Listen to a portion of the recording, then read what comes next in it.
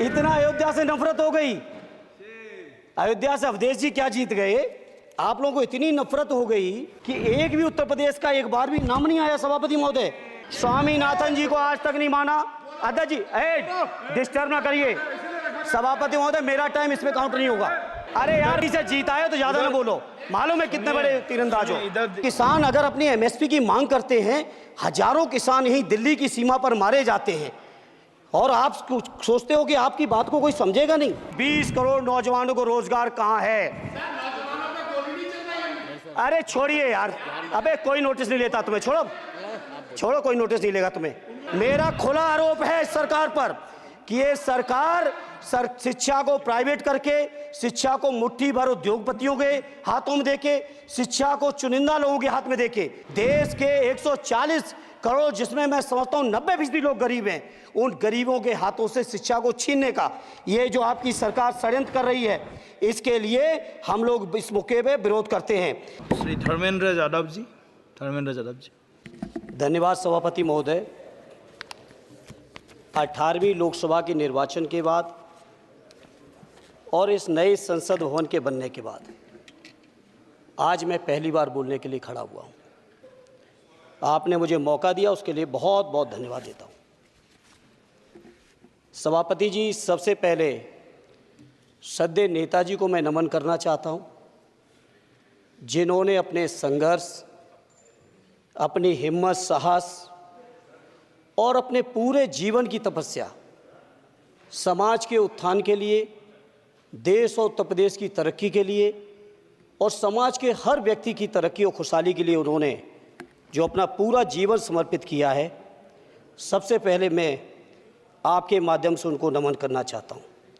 माननीय सभापति महोदय, सद्य नेताजी ने हम लोगों को अपने समाजवादी विरासत में इंसाफ और इंसानियत, न्याय और हक की लड़ाई करना सिखाया है और उस लड़ाई को हम लोग बखूबी अपने नेता आदरणीय अखिलेश यादव जी के नेतृत्व में शानदार तरीके से उस विरासत को न केवल लड़ रहे हैं, बल्कि नेताजी के हर सपने को पूरा करने तक हम लोग चुप बैठने वाले नहीं हैं। सभापति महोदय, बजट एक व्यापक विषय है और जब इस विषय के बारे में सोचते हैं तो समझ में नहीं आ रहा कि कहाँ से शुरू करें, क्योंकि देश में आज कोई वर्ग नहीं बचा है। कुछ चुनिंदा उद्योगपतियों के बारे में बात नहीं करूंगा, लेकिन देश के 140 करोड़ लोगों में से कम 95% लोग ऐसे हैं जो आज पूरी तरह से बर्बाद है। एनडीए की ये सरकार 11वां बजट पेश कर रही है, लेकिन इस 11वें बजट के बावजूद अगर मैं देखता हूं तो समाज की जो गरीबों के लिए सबसे ज़्यादा ज़रूरी चीज़ें हैं, स्वास्थ्य का है तो स्वास्थ्य 2023 और 24 में बजट घटा दिया है। किसानों का बजट जहां यूपीए के सरकार के समय 2014 तक 5.5 था, वहीं 24 आते आते ये 3.15 रह गया है। शिक्षा का बजट जहां 2013 में 4.77 था, आज 23-24 आते आते ये 2.5% रह गया है। इसी तरह से जितनी भी ज़रूरी चीज़ें हैं, सभापति महोदय, मुझे कहने में कोई संकोच नहीं, ये जो बीजेपी की एनडीए की सरकार है, ये सरकार पूरी तरह से गरीब विरोधी, किसान विरोधी, नौजवान विरोधी, बुनकर विरोधी, छात्र विरोधी, दलित विरोधी, पिछड़ा विरोधी, मजदूर विरोधी, जितनी भी अगर उपाधियां दी जाएंगी सभापति महोदय वो कम हैं।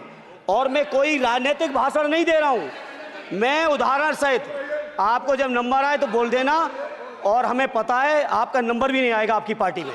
सभापति महोदय, 2014 के चुनाव के समय प्रधानमंत्री जी ने वादे किए कि 2 करोड़ रोजगार हर साल मिलेंगे। स्वामीनाथन जी, जिनको भारत रत्न दिया है, सरकार को मैं धन्यवाद देता हूं, लेकिन वो धन्यवाद अधूरा है जब तक उनकी सिफारिशों को नहीं मानते हो। 2007-8 से लगातार मांग चल रही है देश में कि स्वामीनाथन जी की जो सिफारिश है किसानों को 1.5 गुना समर्थन मूल्य देने का, एमएसपी की गारंटी देने का, कानूनी हक और अधिकार देने का, उस गारंटी को आज तक नहीं माना, आज तक नहीं माना। स्वामीनाथन जी को आज तक नहीं माना। अध्यक्ष जी डिस्टर्ब ना करिए। सभापति महोदय, मेरा टाइम इसमें काउंट नहीं होगा। आप इधर, अरे यार, इसे जीता है तो ज्यादा ना बोलो, मालूम है कितने बड़े तीरंदाज हो। इधर सुनो, स्वामीनाथन जी की आपने नहीं मानी, एमएसपी आपने लागू नहीं की। कितनी बढ़िया बातें कि खाद पे हम सब्सिडी बढ़ा रहे हैं। पहले 50 किलो को 45 किलो, फिर 45 किलो को 40 किलो, और मुझे लगता है कि एक तीसरा कार्यकाल पूरे होते होते केवल 10 ही किलो बचेगा खाद के कट्टे में, इससे ज्यादा नहीं बचेगा। मंडी एक नहीं बनाई, आत्महत्या इतनी कर रहे हैं किसान। और किसान अगर अपनी एमएसपी की मांग करते हैं, हजारों किसान यहीं दिल्ली की सीमा पर मारे जाते हैं, और आप सोचते हो कि आपकी बात को कोई समझेगा नहीं। सभापति महोदय, नौजवानों को कितना गुमराह किया गया। नौजवानों से कह दिया गया हर साल 2 करोड़ रोजगार। मैं आज सवाल पूछता हूं अपने नौजवानों की ओर से, बताएं भारतीय जनता पार्टी के लोग, सरकार में बैठे लोग, 10 साल आपने राज कर लिया है, आखिर 20 करोड़ नौजवानों को रोजगार कहां है?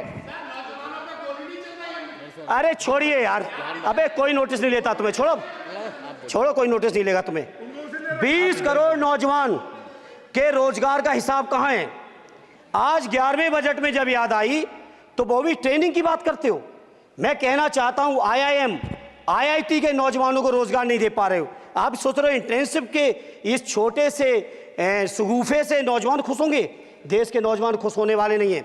सभापति महोदय, शिक्षा के मसले पर लगातार बजट घटाया जा रहा है, लगातार सरकारी शिक्षा कम की जा रही है, और ये बीजेपी की सरकार की लगातार प्रयास है कि नौजवान शिक्षित होंगे तो सवाल पूछेंगे। देश की JNU से लेके BHU से लेके MU से लेके जितने बड़े संस्थान हैं, सारे संस्थानों को बर्बाद कर दिया है। एक भी दलित, एक भी पिछड़े, कहीं आपका वाइस चांसलर नहीं है। लगातार जितने भी आपके professor, associate professor, assistant professor की नियुक्तियों में RSS का जब तक कोई फंडामेंटल कोर्स नहीं करेगा, बेसिक कोर्स, तब तक उसकी नियुक्ति नहीं होगी। आप क्या सोच रहे हो देश नहीं देख रहा है नौजवान? UGC का बजट लगातार कम किया जा रहा है। मेरा खुला आरोप है इस सरकार पर कि ये सरकार शिक्षा को प्राइवेट करके, शिक्षा को मुट्ठी भर उद्योगपतियों के हाथों में देके, शिक्षा को चुनिंदा लोगों के हाथ में देके, देश के 140 करोड़, जिसमें मैं समझता हूं 90% लोग गरीब हैं, उन गरीबों के हाथों से शिक्षा को छीनने का ये ज्योति के साथ वित्त मंत्री अपने जवाब में बता दें, अनुसूचित जनजाति का एक भी व्यक्ति देश में अरबपति हो तो बता दूं, एक भी अरबपति हो तो बता दूं, एक भी दलित को अरबपति आपने बना दिया हो तो बता दो, एक भी पिछड़े को बना दिया हो तो बता दो। आप जवाब में दे देना, आप डेटा दे देना, आप डेटा दे देना, हमारी दबाव नहीं रुकेगी। सभापति महोदय, जब बीजेपी की सरकार, जब बीजेपी के लोग विपक्ष में रहे तो OPS की बातें किए। 10 साल से आप सत्ता चढ़ा रहे हो, 11वां बजट पेश कर रहे हो। पूरा देश आज OPS के लिए, सरकारी कर्मचारी परेशान है, कहीं OPS की चर्चा नहीं है, पुरानी पेंशन की कोई चर्चा नहीं है। सभापति महोदय, पुरानी पेंशन तो पुरानी पेंशन, हम मांग करते हैं। बहुत बड़े राष्ट्रभक्त आप बनते हो, मैं मांग करता हूं देश के पैरामिलिट्री फोर्सेस को आप पुरानी पेंशन दीजिए। मैं मांग करता हूं, आप राष्ट्रभक्त हैं ना, सीमा पे जो सुरक्षा कर रहे हैं, जो शहादत झेल रहे हैं, मेरी मांग है कि आप उनकी OPS दीजिए। वो आप OPS नहीं दे पाओगे। इसी तरह से सभापति महोदय, देश के अंदर बहुत से ऐसे संविदा कर्मचारी, एक से एक बढ़िया फार्मूला, अब कानूनन मंडल आयोग लागू हो गया तो कैसे पिछड़े और दलितों को रोकें? तो संविदा कर्मी की प्राइवेट कंपनी, प्राइवेट आपने आउटसोर्सिंग कर दी। आउटसोर्सिंग के कारण से देश के सारे दलित, सारे पिछड़े, सारे आदिवासी आपकी सेवाओं से बाहर हो गए, उनके पास कोई कानूनी हक नहीं। तो ये जो आरक्षण को खत्म करने के तरह तरह के जो आप लोग षड्यंत्र अपना रहे हो, इस षड्यंत्रों को देश का जनमानस पूरी तरह से जान भी चुका है, पहचान भी चुका है, और इसीलिए उत्तर प्रदेश से तो आपको कर ही दिया है बाहर, देश से भी बाहर जल्दी करेंगे, और हमारे साथी मिलकर दूसरे प्रांतों से भी बाहर करेंगे। इसी तरह सभापति महोदय, हम मांग करते हैं, आप सोचिए, उत्तर प्रदेश अकेले के अंदर, देश के हालात मुझे नहीं पता और बदतर होंगे, अकेले उत्तर प्रदेश में 1000 से ज्यादा शिक्षा मित्र आत्महत्या कर चुके। सभापति महोदय, कोई सरकार के कान पे जू नहीं रेंग रही है, किसान आत्महत्या कर रहे हैं, इन्हें कोई मतलब नहीं, अनुदेशकों को तनख्वाह नहीं मिल रही है समय से, कोई मतलब नहीं, आंगनबाड़ी महिलाएं परेशान हैं, इनको कोई मतलब नहीं सभापति महोदय। आपकी आशा बहुएं, आपकी ये रसोईया महिलाएं, आपकी आंगनबाड़ी, पंचायत सहायक, रोजगार सेवक, मैं समझता हूं सभापति महोदय यहाँ बैठे हर सदस्य के पास इनके क्षेत्रों का ये डेलीगेशन जरूर मिलता होगा और मांग करता होगा कि कम से कम हमारा मानदेय बढ़ाया जाए, हमें स्थायी किया जाए। सभापति महोदय, इसके लिए सभापति महोदय मेरी पार्टी के किसी भी मेंबर से हम नंबर कम कर लेंगे, टाइम, मेरा टाइम बढ़ा दीजिए, बढ़ा दीजिए, कोई भी मेंबर हमारे लिए दे देंगे टाइम। इसलिए सभापति महोदय, इन सभी समस्याओं के इसलिए मैं आपसे कहना चाहता हूं कि इनका समाधान करिए, और नहीं समाधान करेंगे तो अभी तो बैसाखी पे बन गए, बिहार और आंध्रा को पैकेज देखे फिर देश में कितने राज्यों को पैकेज दे पाओगे। अरे वित्त मंत्री जी, उत्तर प्रदेश से आते हो, इतना भी हक नहीं कि पूरे बजट भाषण में एक बार उत्तर प्रदेश का नाम आ जाता।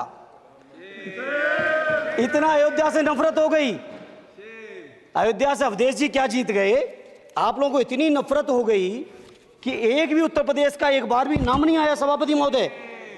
इसे मैं आज इस मौके पर सभापति महोदय देश के गरीबों, किसानों, नौजवानों, व्यापारियों, बुनकरों सभी की ओर से कहना चाहता हूं, ये बजट देश विरोधी बजट है।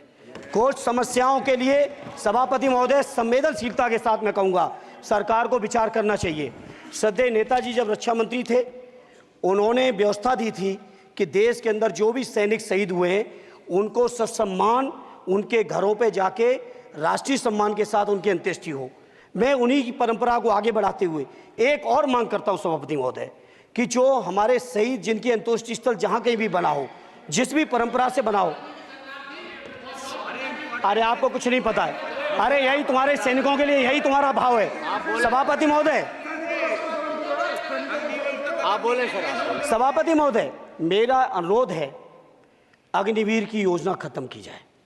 ये 4 साल के सैनिक से देश की उतनी मजबूत रक्षा नहीं हो सकती। नौजवानों को गुमराह करके केवल 4 साल, उन्हें दो ना 60 साल तक रिटायरमेंट, 4 साल बाद वो कहाँ नौकरियां ढूंढेंगे। इसे मेरी मांग है अग्निवीर की योजना खत्म की जाए।